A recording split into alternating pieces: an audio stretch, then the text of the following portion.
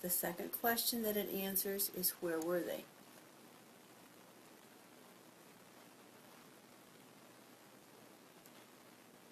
The third question,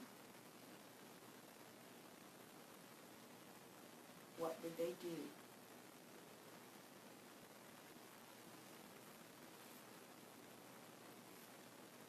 And the fourth question is, what did the survey instrument measure? Measure is another term that you will want to get used to using in the context of your survey instrument. We are asking questions in order to measure the results. These questions that I have posed for you will not be in your study, but they will form the foundation of what you are going to write. As you look at this statement, you will be able to go back and identify that we have pulled all of the information that is in this statement from another part of Chapter 1. A sample statement might read, female students enrolled at Southwestern Baptist Theological Seminary, living in campus housing, were asked to respond to a 10-item survey instrument.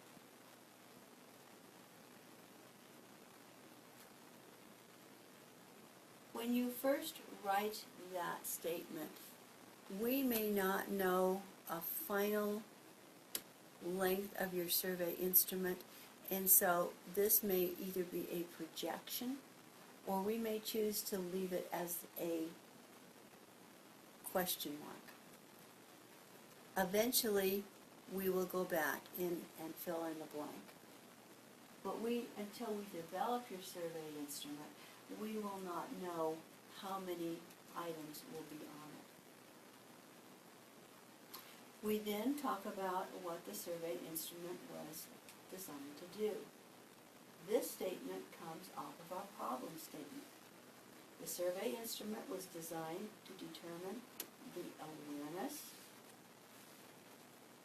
and association of Christian college and seminary women and anorexia nervosa.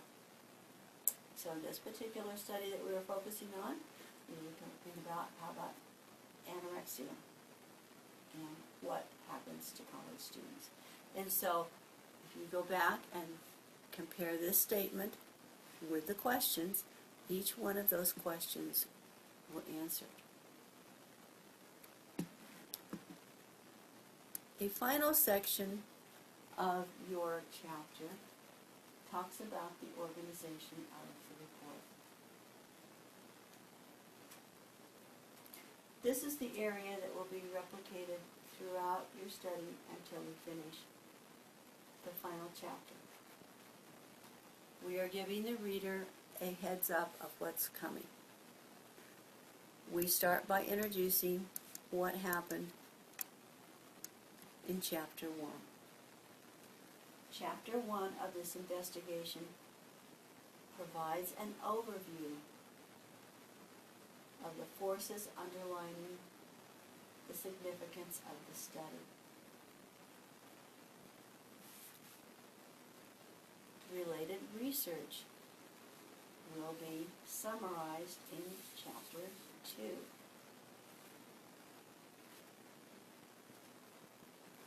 Investigative methods and procedures for analysis of the data will be delineated in Chapter 3. Chapter 4 will disclose the findings of the study relating to the research problem and subsequent questions.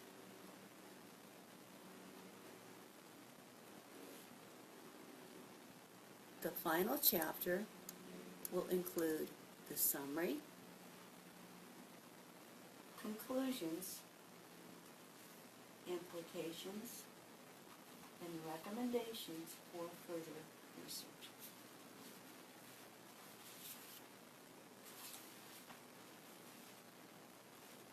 that statement you may copy and paste right into your research project, taking out the underlined words. We don't need to be concerned about rephrasing it or reworking it.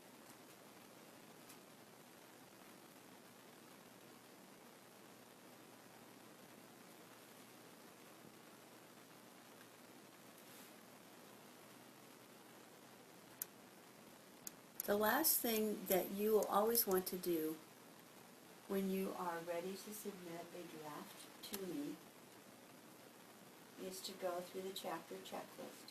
I will give you a chapter checklist for each of the chapters that you will be developing. You will want to go back and make sure that you have covered everything, which should be a very simple process for you, because you have already a template in your computer, and unless you have deleted some of the subtopics, you should be in good stead. You will have your introduction.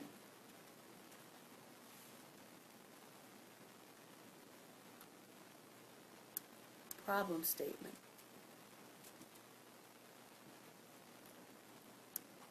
Purpose of the study.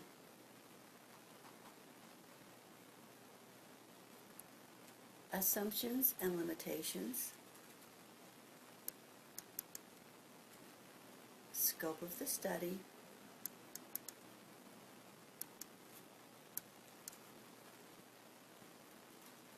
Definition of terms.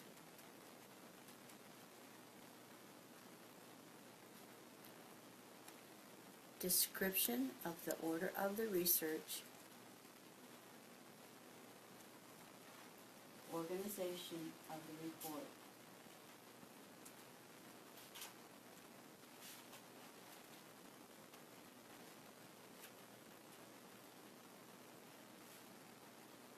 The length of this chapter is approximately 9 or 10 pages, depending particularly on the length of your definition of terms list.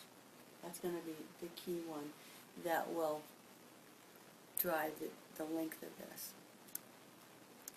You will want to be sure that you follow the Southwestern Baptist Theological Style Manual and the paper checklist from Blackboard for all components of the research project.